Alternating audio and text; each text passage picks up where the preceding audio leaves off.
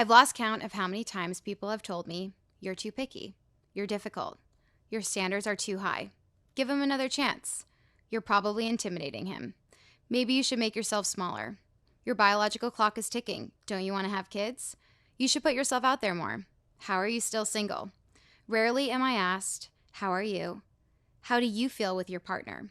Do you like the person you are when you're with them? You're single? That's great. It's so important to take time to figure out who you are. Preach, bitch. Like, what the hell?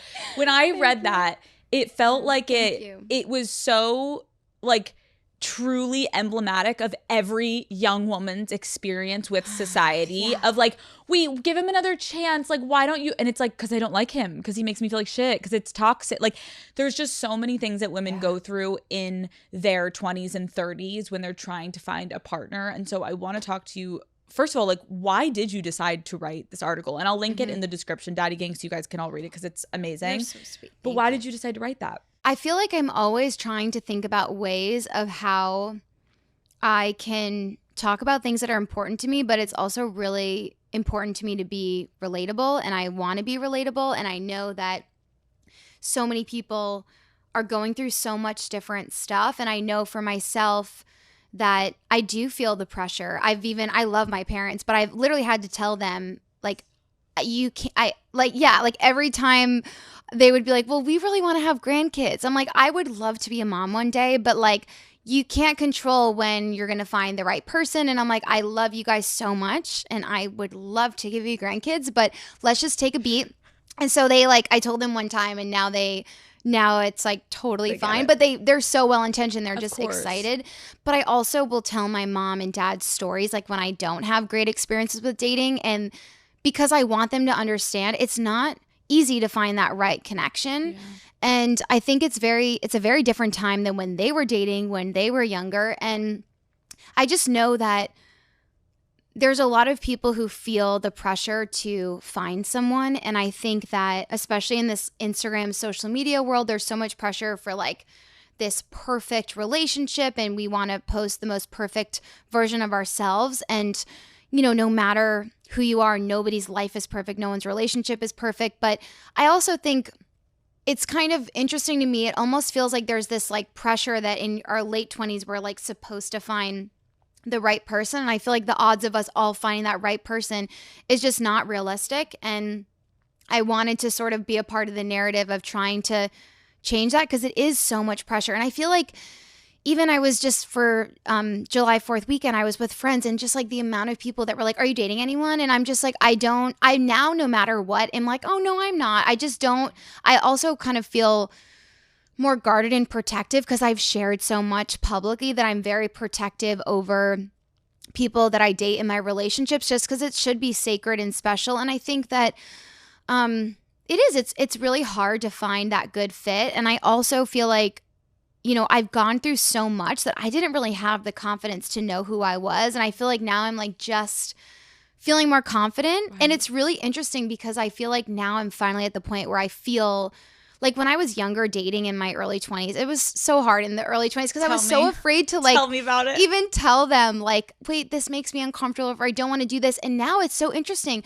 The more I communicate, whether it's like from the first date or the first text, they're so like, they're more into me because of it. Right. It's really interesting. And I feel really grateful for that because it makes me feel, I feel like very quickly I realize who actually is really supportive and understanding. And it makes me, when I do communicate what would make me more comfortable and they're like totally fine with it, in fact, go out of their way to do that, it just makes me feel so much safer with them. So it's I'm going into dating very differently now, where I'm not as afraid to be like, I really would like this would make me feel good, where I was so afraid. I think I was afraid they would leave. And then, and they're it's actually not right. Like, amazing. Thanks for letting me know. I think that's so relatable, and thank you for sharing that, because boundary setting with a romantic partner, and when I say romantic partner, it could be your first date. Like, you're trying to come off like, fun time girl, and like you want to not bring like your baggage and be like, when do we have this conversation? And there's so many things that everyone wonders. Like, I was having a conversation with my sister recently. We were having fun girl talk, and like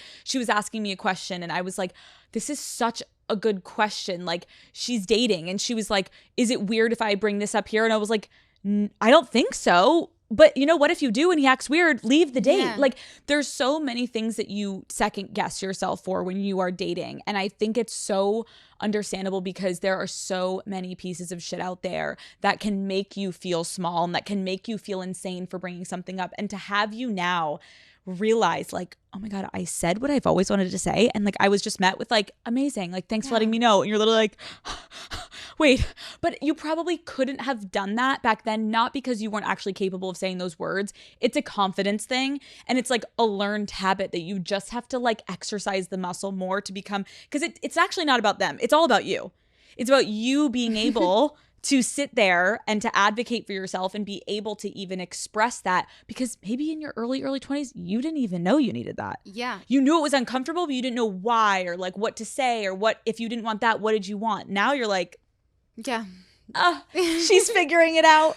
I'm interested, like, have you ever kind of like continued seeing someone because you just felt like you were behind and you were like, fuck it. Like, I'll just keep kind of like, I'll go on another date because I'm single and like whatever, before you kind of like got to this new it's realization? I feel like, yes, I have, but it's okay. Someone told me recently and it really helped me. Because I was saying, I was like, oh my God, I'm like so like cringing that I dated this person for so long. And they're like, if you're not looking back and cringing, you're not growing. And So I was true. like, that is what I needed to hear. That made me feel better. Let's pause on that for all the daddy gang. That if you nice. are so embarrassed by an ex of yours, me included, let's all pause. And you're so right. It just means growth. Oh, it's my growth. Gosh. Thank God we're all cringing, being like, but I'm just sometimes like horrified at the stuff that I would put up with, you know? Can and you give me an example? Like, yes, obviously we're not yes, talking specific people, yes. but just like a little example. I feel like it's interesting. Something that I've struggled with dating is that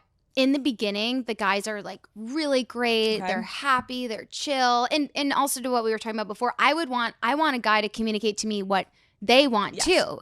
And I also have had a therapist one time told me this, and I've never forgotten it, because I used to like wait, and then we'd talk about it and be like this whole thing where like, it's funny. I feel like if you bring something up when it's like just the littlest bit like on your mind versus like you have like a 30-second conversation about it and the other person's like, great. Like you're on the way to dinner. You're like, hey, by the way, this would like really mean a lot to me if we did this instead or didn't do this. And they're like, cool.